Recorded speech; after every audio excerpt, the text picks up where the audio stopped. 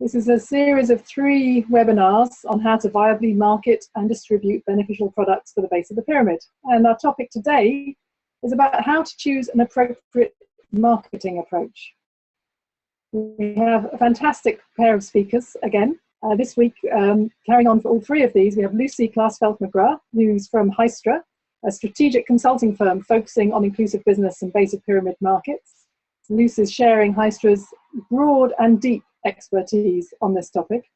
We have Willem Nolens, who's the Chief Executive Officer of Solar Now, which operates in Uganda, has sold 12,000 solar home systems to date, roughly half to base of pyramid consumers and half to institutions and businesses and schools, and now has 36 branches, 300 staff, and top-line revenue of 400,000 a month. So a real expert in the nitty-gritty, the practicalities of marketing at the base of the pyramid.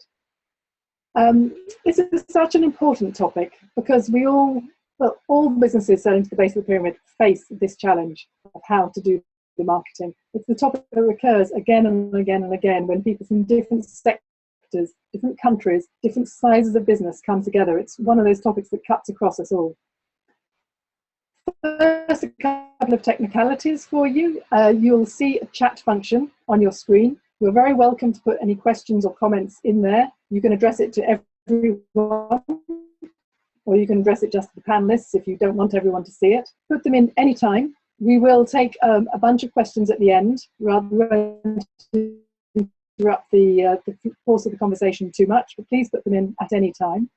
Please do join the discussion on Twitter with the hashtag you can see. And just as we did last week, we're going to be running some polls, so stay awake, whether it's after lunch or late evening or too early in the morning for you, wherever you are. Stay awake, because we'll be asking your opinion. I want to start with a poll, which isn't just a practice poll, but we do want to know whether you have already watched last week's webinar. Last week's webinar was on defining a value proposition and financing arrangements at the base of the pyramid. Lucy did a fantastic presentation on several of the lessons they've learned from that. So now the first poll, you're going to just click your answer. You'll see 2 questions on your screen. Please click the answer to tell us whether you've already watched that webinar. The poll's just coming up. So you should see it in front of you. Yes, no, or I've watched the recording. Please just tick whichever answer applies to you. And when we close the poll, you'll then see the results on the screen. 5 more seconds. Please get your ticks in. 3, 2, 1.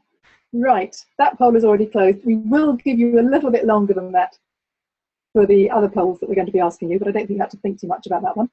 And in any minute now, we're going to see the results of that poll. Oh, okay. So the majority have watched it and certainly watched it on YouTube, and only 6 have not seen it. Great. So I'm going to do a 60-second recap of what we covered last week, as the majority have already been there. So just moving on. Last week, we started with the question about whether the biggest gap is in the availability of products for the base of the pyramid or is in distribution. We had different views, but I think those of you who were with us last week now know the answer. There are indeed many products already existing, many different types of beneficial products, durable products already seen on this slide. But the problem we heard about last week is the gap in distribution, getting them to the households that actually need them. Lack of cash, risk aversion, replacement parts, you can see it all on this slide. And that's why we're focusing so strongly on this question in these series of webinars. And as I said, today we're going to be focusing on the marketing approach. Next week is on the actual distribution channel, the distribution arrangements. Last week was on the value proposition. So Willem, I'd invite you to just start off with sharing your comments on how you see this problem or this issue, that it's not the lack of products, so it's the lack of the inability to get them to the people that need them. Yeah, thank you, Caroline. I mean, the company Solar Now started 5 years ago in 2011. And I must admit, when we started, we thought we had like a very great product, excellent quality solar home system, upgradable. We offered it with credit to our clients. So we thought, the next day, where are the queues? Where are the people waiting for?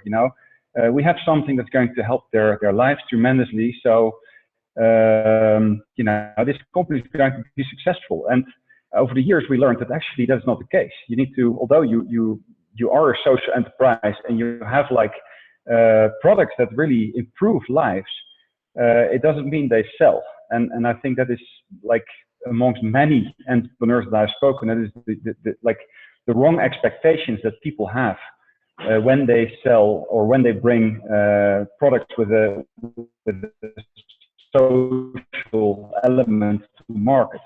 So we learned it's much more really understanding clients and translating that understanding into smart marketing, into smart distribution. I mean, over the last 5 years, we have 2 times completely overhauled our distribution model.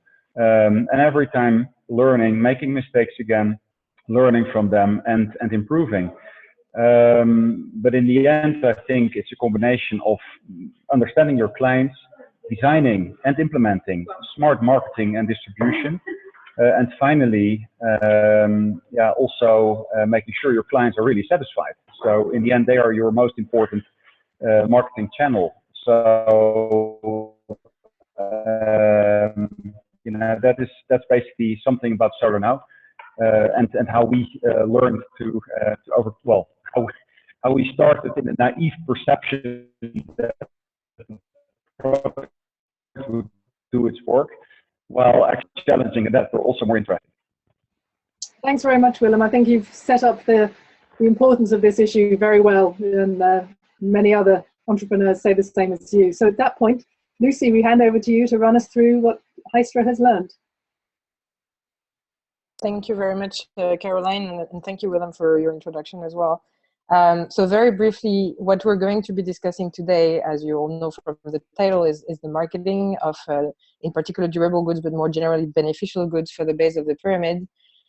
Quickly, where these insights come from of what I'll be presenting, it's come from screening over 1,500 social businesses across the world, which we have done over the past 7 years.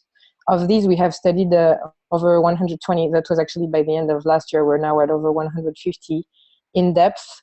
And we have also used the insights from these case studies specifically to run marketing workshops and do big benchmarks on specific companies on their marketing and distribution systems, including one with Solar Now. We're basically sharing what we've learned, not by imagining things, but really from the practitioners that we've been able to study and talk to. And who have been nice enough to open their books to us as well. So all that comes in this presentation is learned from the field and not just consultant talk. On this, let's get into the gist of the presentation. First with a question to you. Let's just remember what we learned last week. 3 key lessons learned. It's all about economics. So really selling the product, the main argument that sells is the value proposition has to be economical, or at least making this argument clear of how much people can save from using an improved cook stove, a solar home system, a water filter if people were buying water, etc. The second thing we saw is that risk-free solution is what people are looking for, not cheap products. And they're actually ready to pay more for a solution that truly answers their issues. And so it allows to charge the margin that are necessary to run this type of complicated businesses. And the last thing we saw is that financing works best when it's done in-house. It's actually more efficient to do your own financing than to go through a partner like a microfinance institution. Though when it works, these partnerships can be very successful. Unfortunately, only 1 in 20 typically works, so they take a lot of time, sometimes for not much results. And now we're going to get into the marketing aspect of things. So starting with one question, which we're going to ask you to answer through a poll as well. What marketing activities are more effective to trigger first sales among base of the pyramid clients? Awareness campaigns so that clients understand the benefits of the products. Proximity marketing, i.e. below the line, to demonstrate what is called below the line, to demonstrate the products and answer directly client concerns. Or TV or radio campaigns to reach as many users as possible cost efficiently. We'll launch the poll now so you can answer directly in the poll. So please put in your answer in the poll directly. What marketing activities are more effective to trigger first sales among BOP clients? We'll leave you 5 more seconds to answer. And we will now close the poll and look at what you have all answered. People are shy. You're not all answering, I see on this poll. But anyway, so most people answer proximity marketing below the line to demonstrate the product and answer client concerns directly. Congratulations, that is correct. As you can see on this slide, what we have found is that effective marketers excel at village level tactics and actually shy away from investing in expensive awareness raising campaigns. Willem, do you want to share your experience on this before I get into the slides? Yeah, I think most of us are dealing with rural people who don't have like newspapers or television in the first place. Although actually most people do have dry cell operated radio. So, you know, radio definitely is something to consider. Although most radio stations we use are local marketing maybe. Although when we do our radio campaigns, we hardly sell anything because of the radio campaign. The radio campaign is really meant to support the door-to-door marketing and the village demonstrations that we do. So although we may use radio a lot, and it actually doesn't really sell. It supports the effectiveness of the below-the-line marketing efforts. Yeah, thank you for that. That's definitely something we've seen, that local radio campaigns, also including indicating where the salespersons are going to be so people can go and actually look at the product themselves, etc., are the exception in terms of the type of mass media marketing that can really have an impact. But going back to below the line more specifically, on this slide, you can see the village representative of a village in Bangladesh, where BRAC, which is the largest NGO in the world with over 100 million beneficiaries, have set up one of their sanitation program. The problem with sanitation is that you truly need an entire village to adopt clean sanitation practices so that you eradicate diseases linked to open defecation. So what they do to achieve this 100% rate of toilets, concretely, is to have this village committee of 11 people chosen by the village as the most influential and representative people in the village, to gather every 2 weeks or every month around this map that you can see here, which represents every single house in the village. And they put a red mark for the ones that don't yet have clean sanitation and a green mark for those that are equipped. And every 2 weeks or every month when they meet, they check who has changed their practices and who hasn't. And they basically then go back to the people who haven't changed their practices and bought a toilet to make sure that they actually do buy a toilet. So it's a very local approach, very kind of peer pressure approach as well, which works also because they have set up, BRAC has set up a multi-tiered pricing scheme, basically, where you can buy a very basic toilet or even get a fully subsidized one if you have a very poor special card that the government delivers to you if you are indeed very poor. And then you have options with microcredit and option without credit depending on how rich you are. So that indeed allows everybody to buy, and then to convince everyone they use these below the line marketing techniques. To give you an idea, I think they've covered over 6 million people with this approach. When I say covered, I mean 6 million people actually have access to clean toilets, which they didn't before thanks to this approach. So over 1 million households. So it's a huge success. And they're still growing and continuing to do this. So what do we mean, just to go back with a quick definition on the terms, with above the line and below the line marketing? Above the line marketing is using mass media to reach people. Typically, local radio we would still put in below the line, which is engaging with customers in person or in small groups. Local radio have more that direct feel than large mass media can have. So when we're going to talk about above the line and below the line, this is what we mean in the following slides. How does it work when you enter a village? You really have to go one village at a time to get the village convinced about your product by seeing it work at their neighbors. So how does that work? The first time you get into a village, you first need to get aware tempted prospects, which you then convert into buyers. And that's where the most important piece starts. You have to really ensure that these buyers become satisfied and loyal users, as Willem was mentioning earlier, so that they become your best marketers and basically activate positive word of mouth. And you really have to avoid at all costs to have dissatisfied users that can create negative word of mouth. So how can you go through these various steps? Let's first talk about marketing campaigns. What we have seen in these two examples here on water pumps and cook stoves is that high levels of awareness and understanding are not actually sufficient to trigger sales. In the first example on the left, these companies selling water pumps had decided to launch big awareness campaign to increase the awareness of the product. And they achieved very high awareness, even very high product understanding. But as you can see, sales penetration of 13%, while before the campaign it was at 6%. The sales basically continued little by little, but no big aha moment happening for those who had now seen the product awareness campaign. For cook stoves, it's even more striking. This was a campaign run by a foundation to support various cook stove companies. So they did a big, again, awareness campaign on the impact of health that cook stove can have. At the end of the campaign, you had 69% of people who understood the impact on health that improved cook stoves can have. 83% of people who said, yes, I would purchase one. And then when they looked at how many people actually bought one, only 2%. So they were like, what is going on? And they decided to go back to these people and ask them, why didn't you not buy when you said you would buy? And many people said, well, actually, the stove is too expensive, 98% of people. But if you remember, for those of you who attended last week's webinar, an improved cook stove has an internal rate of return of 5,000%, brings you huge financial benefits. Within 3 months, it's reimbursed, and then you just save money every month afterwards. So who would say a product like this is too expensive? When people say something like that is too expensive, what they actually mean, and that's the next answer that they got when they actually pushed that question a little bit further, is that people were not convinced of promised benefits. Okay, you're telling me this stove is going to bring me that much money, but why should I believe you? How do I know the stove you're going to sell me is the same as the one you showed me in the presentation?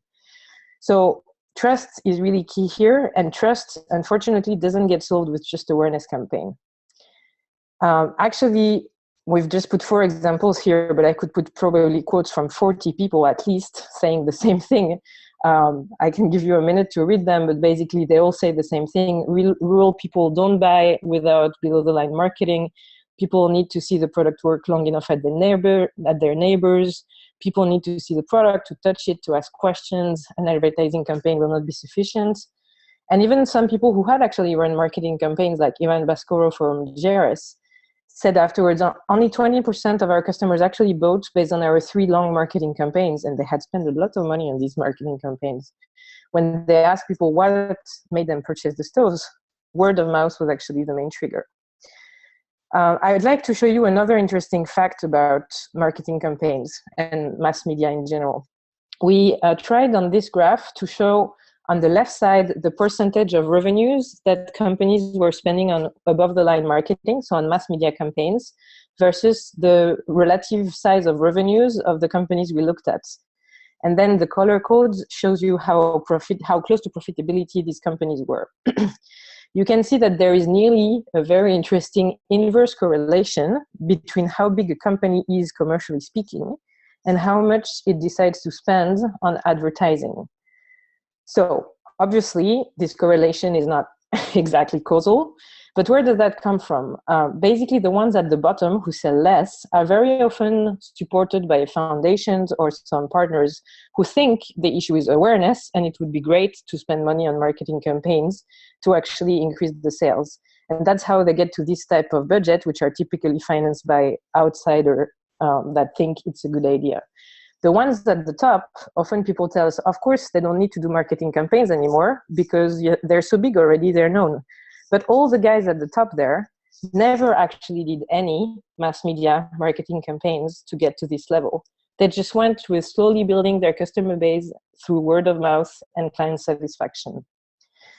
Another interesting thing here, another type of poll we run, even though we don't have the result in the presentation, is that we ask the entrepreneurs whom we work with if they had $100,000 to spend on whatever they wanted for marketing purposes, what would they spend it on? Would it be on an above-the-line marketing campaign, so mass media? Would it be on increasing the number of people they have in their sales force? Would it be on training their existing sales force? or would it be on buying more below the line material, so posters, flyers you can distribute, demonstration kits, and these kind of things?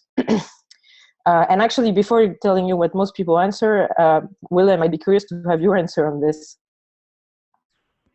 Yeah, I think for us, I think what is essential is that when you run a company or when you start running a social enterprise that has a product that is improving lives, you're basically selling products, and you believe in that product, and your staff are, because of that, also selling products. And what we've learned is that selling a product is actually quite difficult. You should, and what we've seen also is that sometimes people sell the product, but they don't sell really the solution, the promised benefit that that the product will have for the client. So I think what we have just started doing after lots of studies we did ourselves, and also one of our investors did, Acumen, did a lean data study. So it's really about the economic value proposition. Any client that you have, you need to believe in as a sales officer that the product is going to really generate money for the client, either by saving expenses or reducing expenses, or by generating extra income. If that's not the case, it's a recipe for disaster. So a long answer for a short question. Well, I'd like to spend it probably still on training of marketing staff. More than on above the line marketing. Of course, you need tools. You need aspirational marketing materials as well. A good booklet, a nice brochure. Your people need to be dressed as professional as your product. But most importantly, they need to really sell a solution rather than to sell a product. And that is, we notice, easier said than done. Because people are used to sell products. They like to sell products, they love the product themselves, but translating that product into what it's going to do for the client is often challenging. Thank you, Willem. And actually, you had the very interesting answer of saying it would be the training, but maybe also a little bit of proximity marketing material. Actually, all the entrepreneurs we've asked that question to have answered one of the three. So either we want more money for training, we want to hire more salespeople, or we want more below the line marketing material. But none of them, not a single one out of dozens, have said they would spend their own money on above the line marketing campaign, which probably says something about how useful the result can be. So if above the line marketing doesn't work, what does? What we have seen is that the companies we looked at all used proximity marketing in different types of proximity marketing.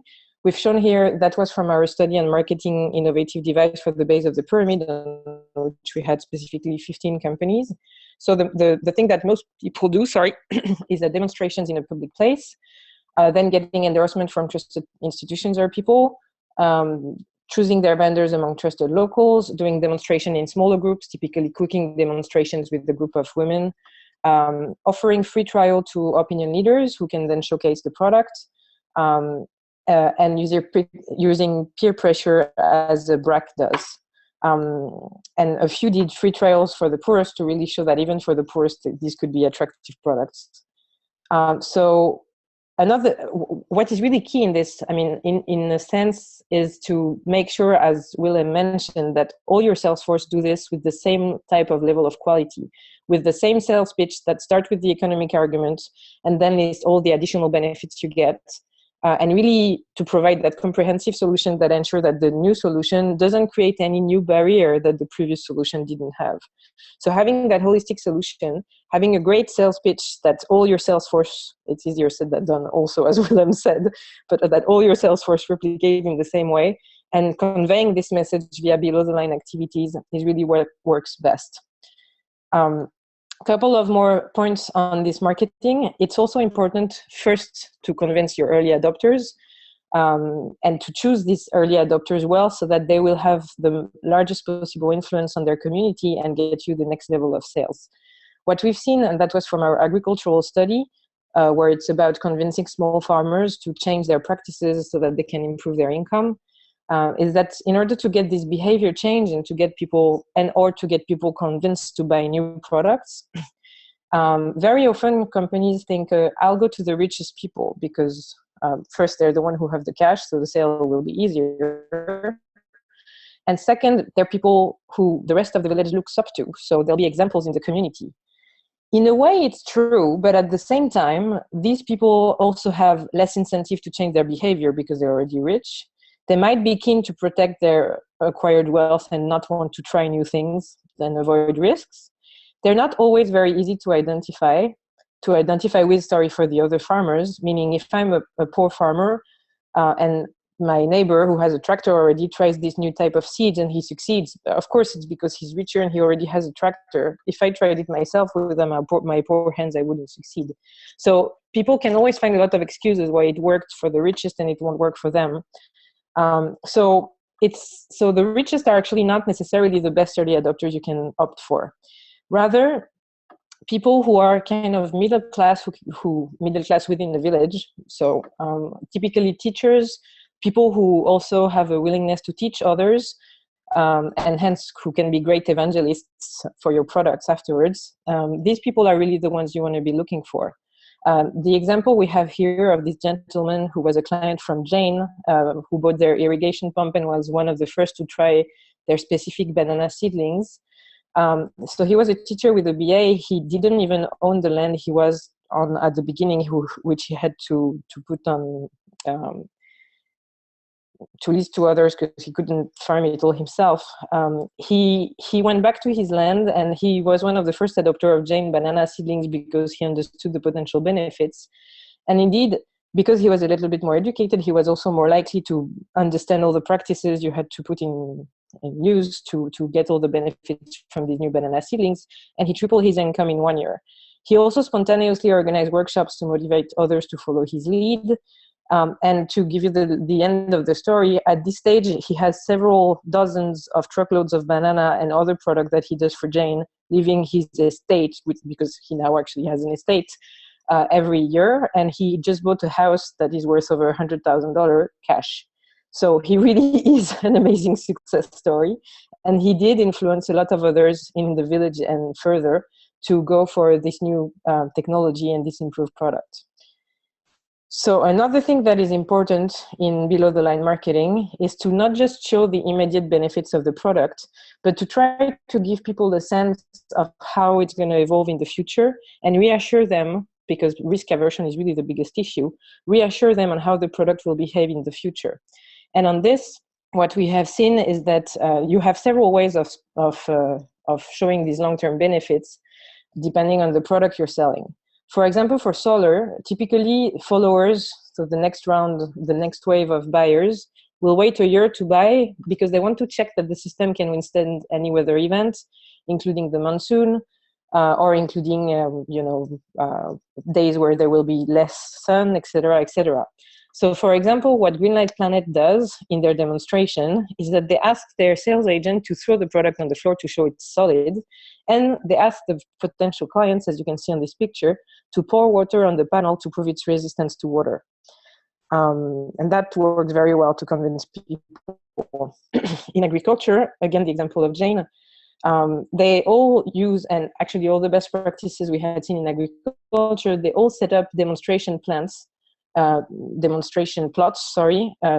that people can actually check inside their own village, at their neighbors, how the seeds are growing, or how the micro irrigation system changes things. But the problem is, again, you have to wait for a year to see the benefits. So what the BASF did for their treated seeds is that at the time of planting, they install in the village hall a tray of planted seeds next to a tray of unplanted one. You can see the result a week later. Clearly, there is more germination on the side of the treated seeds. And when farmers see that within 1 week, they get convinced that they can reap benefits within one season, and they buy that same season, and that accelerates the adoption cycle as well. So that will be all on marketing approaches. And actually now we're going to go to the next phase. What do you think is the most crucial moment of the sales cycle to increase your sales durably? We're going to launch the poll on this one as well. Do you think it's convincing new clients to buy the product? Or do you think it's ensuring existing clients use the product and are satisfied with it? And people who don't vote, you'll get excluded next time. Just kidding, obviously. But please don't hesitate to vote. 5 more seconds. 5, 4, 3, 2, 1. Can we get the results? So we have only 4% of people saying convincing new clients to buy the product, and 96% who say ensuring existing clients use the products and are satisfied. Still not everybody answered. We're watching you. Anyway, thank you for answering. And you are right, the majority is right here again. What truly matters is what happens after the sale. We've called this chapter Responsible and Effective Marketing Occurs After the Sale, because if you're trying to sell a product that has a social impact, what matters is not so much that you sell it. What matters is that people truly use it and use it recurringly, so that, for example, if they have a water filter, they have to use their filter every day so that they don't fall sick again from not using it one day. So responsible marketing occurs after the sale to make sure this happens. And we've called that also effective marketing because, as Willem mentioned, actually word of mouth is the most cost-effective way to do marketing, because it doesn't cost you anything when people just talk about your product and convince their neighbors. What you can see on this slide is an example of this. Grameen Shakti, which sells solar home systems in Bangladesh, they've sold over 1.5 million at this stage. They invite the lady from the house where they've sold the system to go to these workshops where they learn how to do the basic maintenance of the system. So if the system has any issue, they can solve it themselves, which avoids too long a downtime for the system, so it keeps people happy because they don't have that issue, and also obviously avoids costs to the company because they don't need to send a technician every time. People can actually solve the issues themselves. So this is the kind of additional services that can be offered to both make your client happy and increase your future sales thanks to that. So why is this important? Because word of mouth truly is the number one reason why people buy, even for people who are not that great at doing below the line marketing. The example of the irrigation pump that we have here, for example, they're the same one as in the previous slide. And they did also above the line marketing, but even in their case where they weren't so focused on the below the line aspects, of nearly 50% of the clients bought because somebody told them about it.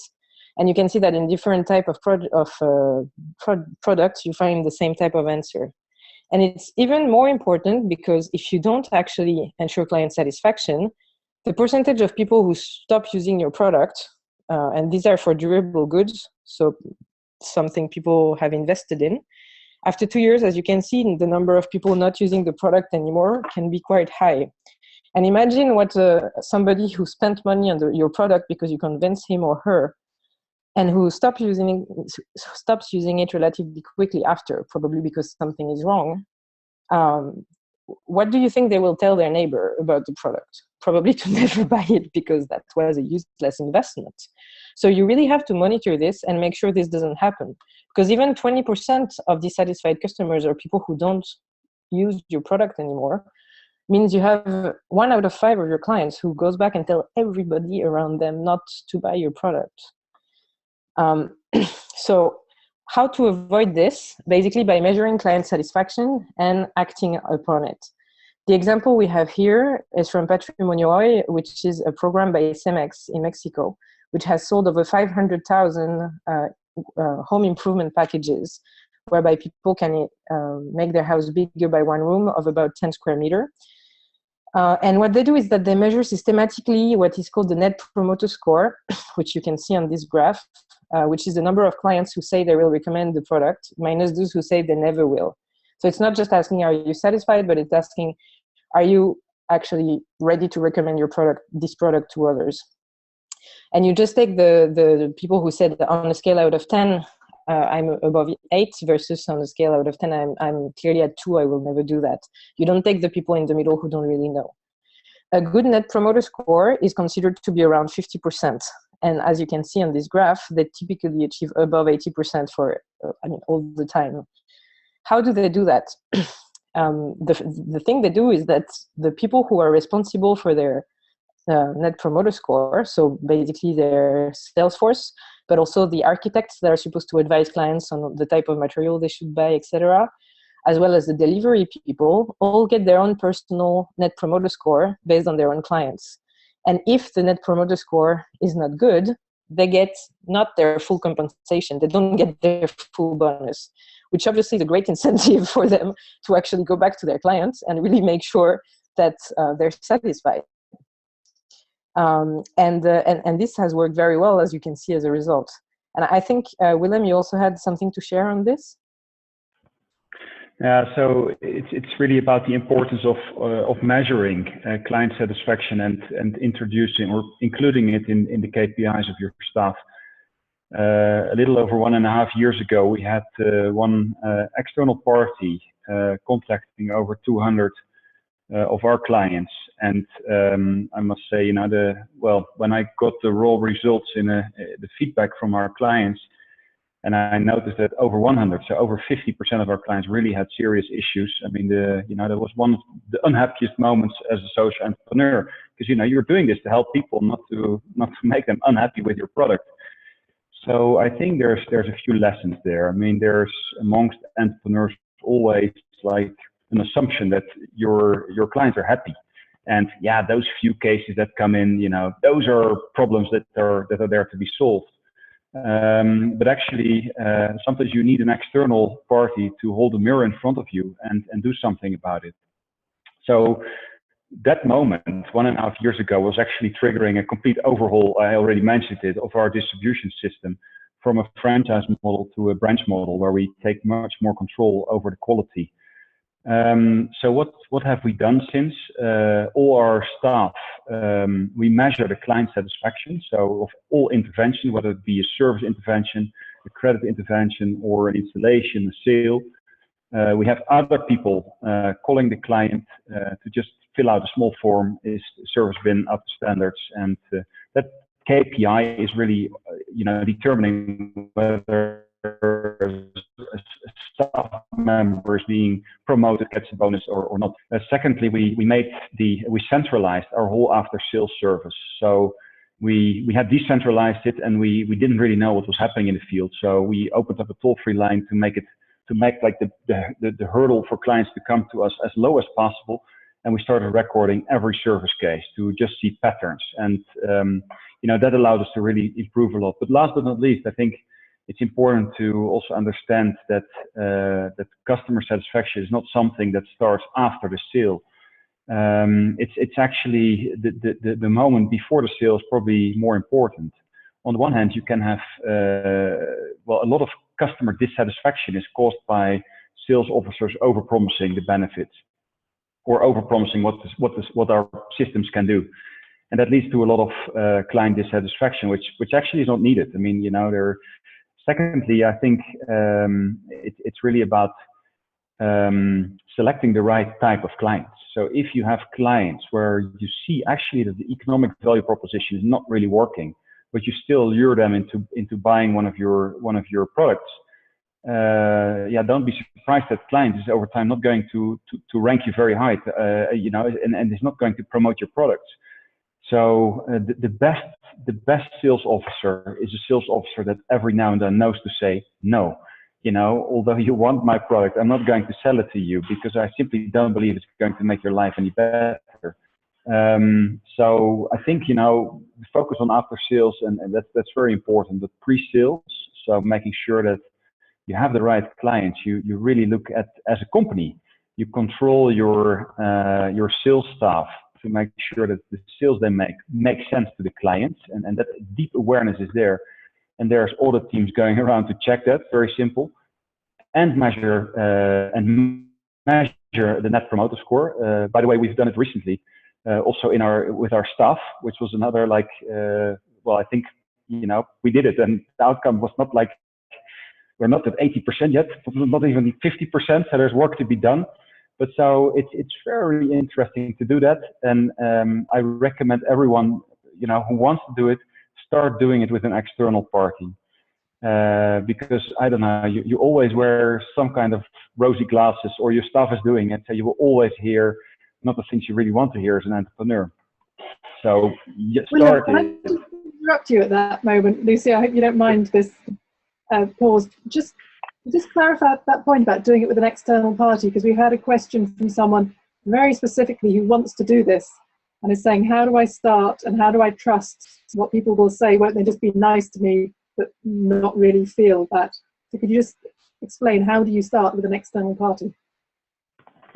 Yeah, so in our case, we had an investor who has a post-investment team, that's Acumen Fund, and they did what they call a lean data study. So they did just over the phone, they have local people that are very well trained to do this kind of interviews. Of course, you know, people in rural areas, in Uganda at least, don't like to share a lot of in-depth information, so you have to think very well about the questions you ask.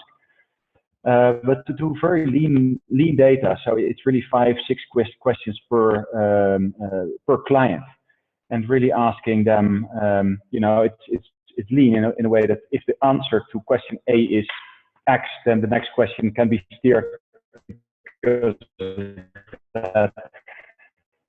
So within a few days, you really call 100, 200, 300 of your clients and get a real good idea of what's happening.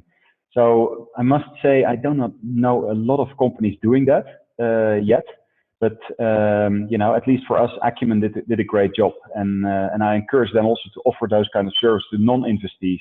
But maybe others in the group do have other suggestions. All right.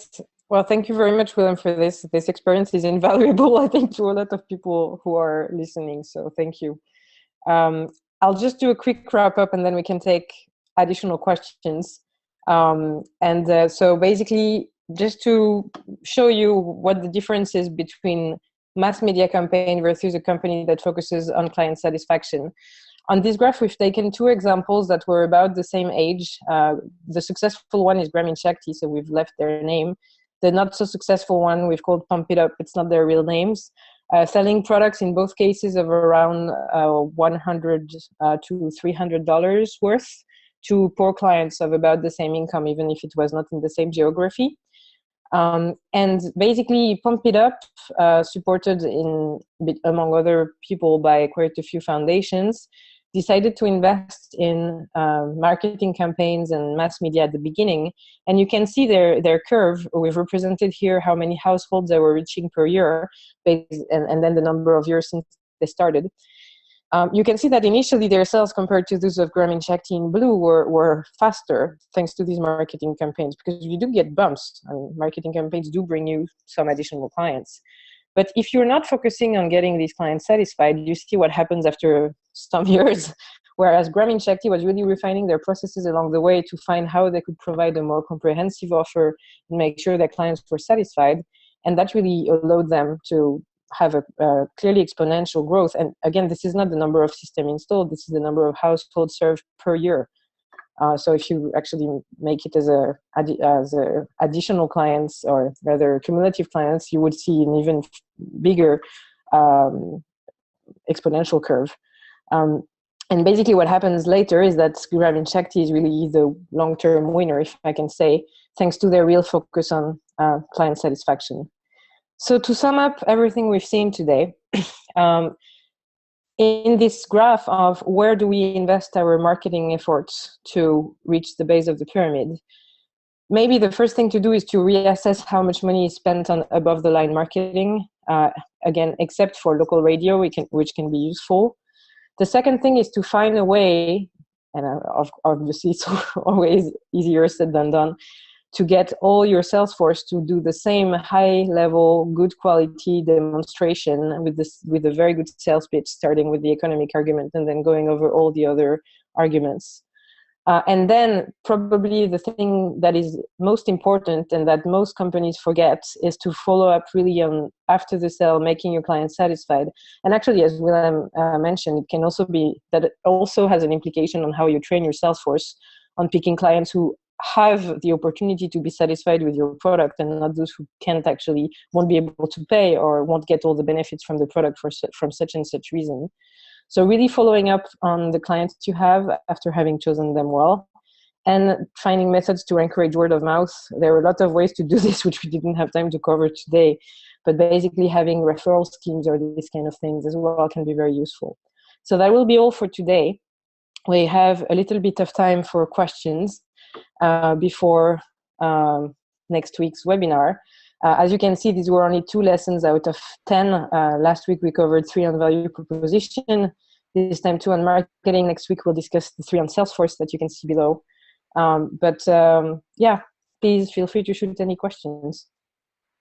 Thank you very much indeed, Lucy. That's a fantastic run through, and thanks, Willem, for your very practical experience. So we've had questions coming in already, some on the marketing side, some on the after-sales service side, that we've dealt with a very specific one about how to do the Net Promoter Score, which I think was very relevant to people. And a couple that cut across them.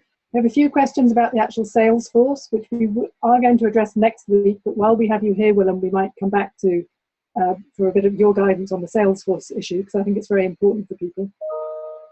Can I start with one quite tricky question which cuts across both halves, which was whether what you've been saying is different for a service rather than a product. Now, the questioner hasn't actually said what particular service they have in mind, but does what you've been saying apply equally to a service? And someone else, back on the product side, has asked specifically about how to apply your lessons to an improved seed system project in Cassava. I know you had one of your examples was for seeds, but also if you have any thoughts on how the lessons you have can apply to seeds or to services, that would be a great start. And then we'll come back to some of the specific questions on marketing. Okay, this would need probably another full webinar. The person has replied, it's an education tech platform. The question on services, the questioner had in mind an education technology platform. Okay, wow. Yeah, I do think this would need an entire other webinar, but I guess some of the lessons that are in here are really specific to durable beneficial goods. We've actually done another study on repeat purchase goods, so that would answer in part the cassava seeds question. It also applies for mosquito repellent or antibacterial soap or nutritious products, etc. So what we've seen is that focus on client satisfaction is always extremely important, and I think it would also be the case for services. So having a customer satisfaction team and a hotline that people can call if they have any issue is really absolutely key. And actually, you would find that in Harvard Business Review articles on more developed markets and business as usual practices as well. Customer satisfaction is really what defines market leaders in general. So that part of the lesson is true. Now, on the marketing aspect of whether you should do above the line, below the line, what we've seen in repeat sales products is that there are actually instances where it can be useful to do above the line marketing. As I briefly mentioned, it's when you change your sales channel and you need to inform people of where they can buy the product. There, it might make sense to do a quick marketing campaign on TV to say the product is now available here and there and there and there, or on the radio, or even better because it's more local.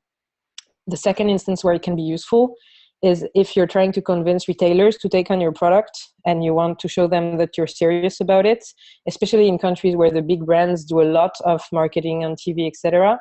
To convince that step of the value chain, you might actually need to do short but existing marketing campaigns on TV to get the retailers convinced that you're serious and put their products on the shelves. For an education tech platform, honestly, that would be an entire other topic. But if you're interested in this, we actually wrote a report on solutions that use IT for development. That's also available for free on our website, and feel free to have a look at that. Regarding the cassava seeds, I could also talk about it for a long time, but similarly, we have an entire report on how to help smallholder farmers improve their productivity, which has quite a few tips on how to sell this type of products. So rather than monopolize the conversation for the next 15 minutes, I would recommend to have a look at those. Thank you. And yes, we may well come back to that repeatable goods issue in the autumn, when I know we're going to be looking at nutrition together and other issues. So watch out for that. We'll do what we can. I want to ask you 3 specific questions that have come up from 3 different people, but then I still want to have time to come back to Willem on the sales force as well. So for both of you, people have asked about the power of radio, which you mentioned at the beginning. Someone else has said, can mobile marketing act as that message carrier in the same way that local radio can? And there was also an early question about the role of peer pressure and whether that leads people to buy, and does that lead people to buy things that they shouldn't actually buy, that don't meet their needs? I'd love to hear brief comments from both of you on those, and then come to a couple of more chunky questions about larger goods and sales force management. Lucy, you go first, and then Willem, if you could comment on those as well, radio, peer pressure, and mobile marketing. Sure. So mobile marketing, definitely, with the caveat, as we've all probably experienced it on our cell phone, that at some point you get a little bit annoyed with receiving so many messages from this shop to which you made the mistake of giving your phone number to them. So you have to be really careful about how much you use them or not. And it can be more or less useful depending also on the variety of languages people speak, etc. Basically, if you send a huge marketing campaign in the wrong language, I mean, that might seem obvious, but it's happened, then it won't have any effect either. So the phone I would use for what Willem was actually mentioning, doing lean data survey, which you can end with a little, hey, by the way, are you aware there's a promotion going on? Or some kind of, hey, by the way, you will win. If you recommend 10 clients that we can contact on your behalf, you can win this and this and this. Or so you can like combine it with an additional marketing nudge in that case. So that was the first one. The other question was? Peer pressure. Peer pressure. That's a very good question indeed. Where we've seen peer pressure work really well is in this sanitation example, where there is really, where if it's a health issue, and if you don't get the entire village to do it, it's useless because you still have open defecation and then kids will still get sick, etc., etc. So in this case, it's totally relevant. We've seen the peer pressure act badly in one of the examples that we had mentioned last week on working with microfinance institution, where people, for example, for water filters, decided to buy the water filter because it was their MFI officer who had come to say, look, this is a good product and I think you should get it. And people just bought it because everybody else in the room was buying it, and because they were afraid they would not be able to take any more loans from the microfinance institution if they didn't. And then they end up not using it. And then it's a catastrophe for word of mouth, and you never get any repeat sales, etc. So the peer pressure is legitimate in instances where you need everybody to actually get the product. And when you make it possible for everybody to get the product, in the case of BRAC, they had this multi-tiered approach in terms of pricing that really allowed everybody to buy it. If you don't have that, you just shame people into thinking they're bad and they still can't afford it. And the second thing is really ensuring that you do this together with client satisfaction, so that you don't get people who indeed buy when they actually didn't really want to, and get negative effects from this, both on your social impact front and your sales front. Thanks. Willem, would you like to comment on the role of radio, mobile marketing, or peer pressure? Yeah, mobile marketing is very cheap. But I mean, the absolute number of clients is really because they buy because they get a text message or something is really also small. So while it comes out of our studies as one of the most efficient ways of bringing goods to market, it will not really cause that breakthrough, because even if you reach the whole country, you know, it's still the absolute number of clients that buy is maybe 1 out of 1,000, rather than, you know, what you get if you do door to door or so. One thing here to realize is that the role of personal relationships is much more important than in a Western context. So people don't think in brands, or people don't think in corporates or something. People really deal with the person they deal with. And they often don't even know the name of the brands. We have clients that have been buying products from us for 5 years now. And if you ask them, what brand is your solar system? They say, Solar. But they don't even know the name of our company, because people are not used to read. People are, so they really care about the relationship they have with their contact person. So if you just do cold calling or you do text messaging or you are on the radio, it's just not going to work. People need that personal relationship, and they really need to be convinced. Great, thank you. Thanks everyone for the fantastic questions that are coming in. We have 4 minutes left. We can do our best to tackle a couple more. I'm sorry if we don't get to all of them. But moving quickly on, we are going to look next week at the issue of Salesforce and your distribution, but I think one of the key lessons coming out is the importance of your own team and to look at the crossover between marketing and Salesforce. We have a lot of questions saying, but yeah, what you say makes sense, but hell, how big has our Salesforce got to be? And someone else has asked from their sanitation perspective, if their bucket collectors, their on-the-ground staff, are being used to also do sales, does that help? Or does that risk actually hindering, muddling the message, not getting it right? And how do you select your Salesforce team to do exactly the things you've talked about? Willem, can we come to you first? Because you already mentioned you shifted your Salesforce strategy. So what do you think are the best ways to recruit that Salesforce? Yeah, well, first of all, it's very important to choose the right distribution model. As I mentioned earlier, we got it completely wrong at the beginning, and we had to learn it the hard way. And over time, we realized, well, if we sell a product on credit, which is like technically not so easy, you clearly need to control the whole distribution chain. That means you cannot grow so quickly. You cannot leverage big partnerships. You cannot, roll it out quickly with a lot of like standalone entrepreneurs whom you can sell to. So I think it really depends on the nature of the product or service you're selling. Yeah, and then there is like in most of the companies that I know and that I see some representatives in this group as well. Yeah, there's always this risk of firefighting. People are super busy with everything the whole day, but actually you need to spend time training your sales staff. And training your sales staff does not mean just an onboarding of 2 weeks. It really means almost a week per month. Well, but in our case, it just takes a huge amount of time and effort to build them into strong people. Right now, we've had like an eternal discussion in our company. Should salespeople also do installations and after sales visits?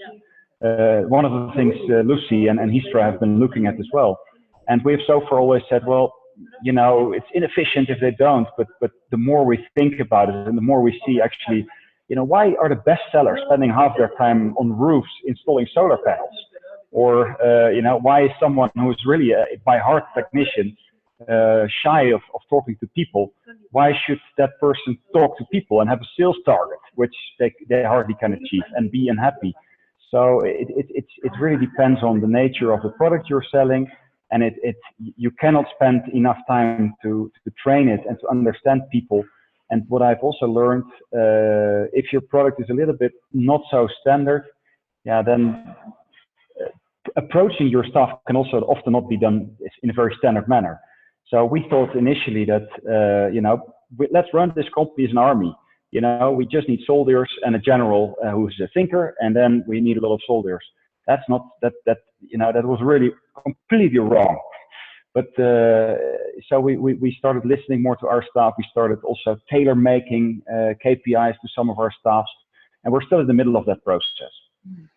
Thank you, Lucy. Without cannibalizing next week's webinar, do you want to comment on the role of the Salesforce in this marketing role, or of the operational staff, the bucket emptiers in marketing? I think Willem's comments sums it all, but I'll just say a word about the sanitation aspect, or should our people who are collecting the buckets also become salespeople?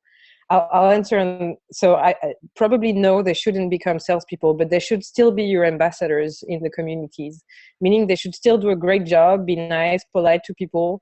And it shouldn't be, oh, it's again the guy from the toilet coming when they come. It should be, oh, it's the nice guy. Maybe he can have a coffee with us from the toilet coming, kind of feeling they create. So what I'd say is for them, probably no, they shouldn't become salespeople per se and shouldn't be incentivized on this. But you might want to set up a net promoter score, satisfaction score related to them. If ever you call back your client, set up a client satisfaction unit. When you call back your client, have a specific question not just on the guy who, I mean, I don't know how your system works, but not just on the guy who installed the toilet initially or set up the system or sold the system, but also on the guy who collects the buckets and ask, are you satisfied with his work? And for the guys who get the best score, get them a bonus. For the guys who don't, maybe get them a little less money or find a way to make them become better. But everybody in your company should be your ambassador, but not everybody should be your salespeople. And the rest of the answer next week.